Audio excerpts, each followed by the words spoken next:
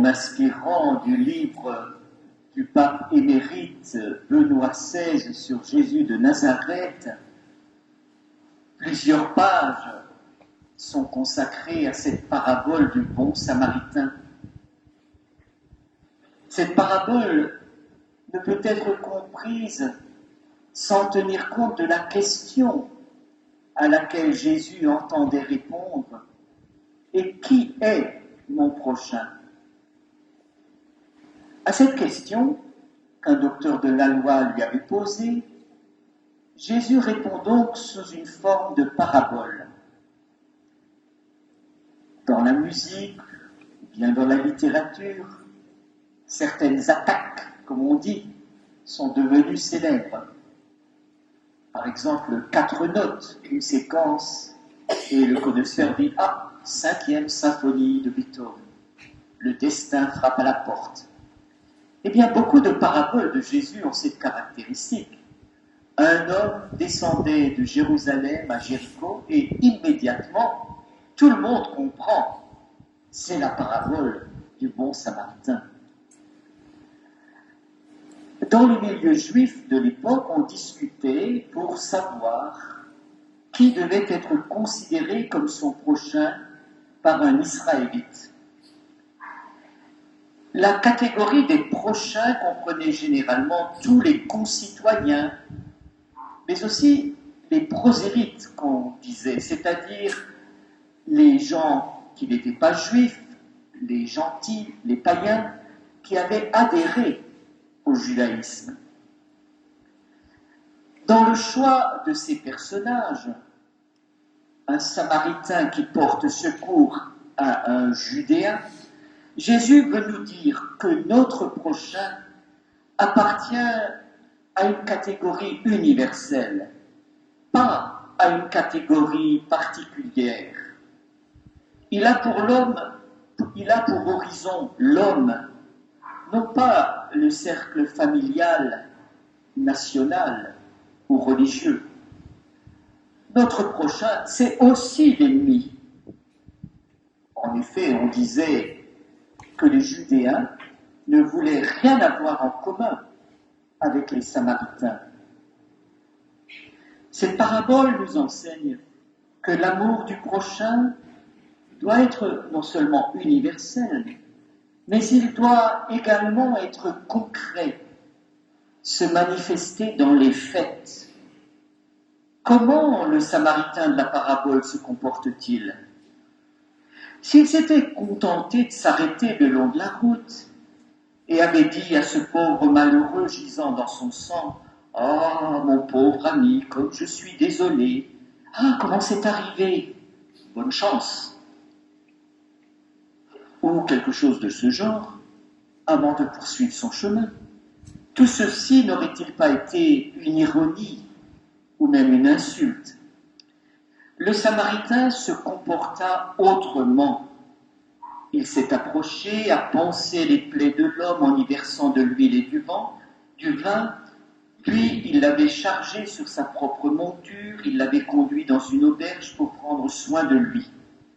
Le lendemain, il avait même sorti 2 pièces d'argent, il les a données à l'aubergiste. « Prends soin de lui », a-t-il dit à ce dernier, « tout ce que tu auras dépensé en plus, je te le rendrai quand je repasserai. » C'est donc très concret. Cependant, dans la parabole du bon samaritain, c'est pas tant que Jésus exige un amour universel et concret qui est inédit. La vraie nouveauté, et c'est le pape émérite Benoît XVI qui l'indique dans son livre, la vraie nouveauté de cette parabole est ailleurs. Après avoir fini de raconter sa parabole, Jésus demande au docteur de la loi, qui lui avait posé la question, « Et à ton avis, lequel des 3 hommes, le prêtre, le lévite ou le samaritain, était le prochain de cet homme tombé dans le piège des bandits ?» Ainsi, Jésus opère un véritable bouleversement par rapport au concept traditionnel de prochain. Le prochain, c'est le Samaritain, pas le blessé, comme on aurait pu le croire. Ça signifie qu'il ne faut pas attendre passivement que notre prochain tombe sur nous, sa présence signalée parfois à coups de lumière ou de sirène. C'est à nous d'être prêts à nous rendre compte qu'il est là, d'être prêts à découvrir le prochain. Le prochain, c'est celui que chacun de nous est appelé à devenir. Ainsi, le problème du docteur de la loi est renversé. Ce n'est plus un problème abstrait, académique. On passe vraiment à quelque chose de concret et d'opérationnel. La question qu'il faut poser, c'est pas qui est mon prochain, mais de qui puis-je être moi le prochain, maintenant, ici. Dans son livre, Benoît XVI applique la parabole du bon samaritain à la situation actuelle. Et par exemple, il assimile le continent africain à ce malheureux dépouillé, roué de coups et laissé à moitié mort sur le bord de la route. Et nous, les membres des pays riches de l'hémisphère nord, ils nous voient sous les traits des deux personnages qui passent leur chemin, même sous les traits des bandits qui l'ont mis dans cet état. Mais sans doute y a-t-il bien d'autres manières de rendre cette parabole actuelle. Si Jésus vivait aujourd'hui, par exemple, en Israël, et qu'un docteur de la loi lui demande qui est mon prochain, il changerait sûrement légèrement sa parabole et à la place de un Samaritain, peut-être dirait-il un Palestinien. Et si un Palestinien l'interrogeait, à la place du Samaritain, nous trouverions un Juif. Mais bien sûr, nous n'allons pas limiter nos propos à l'Afrique ou au Moyen-Orient, c'est un peu trop facile. Et si à chacun d'entre nous, Jésus demandait, si chacun d'entre nous demandait à Jésus, qui est mon prochain ? Quelle serait la réponse de Jésus ?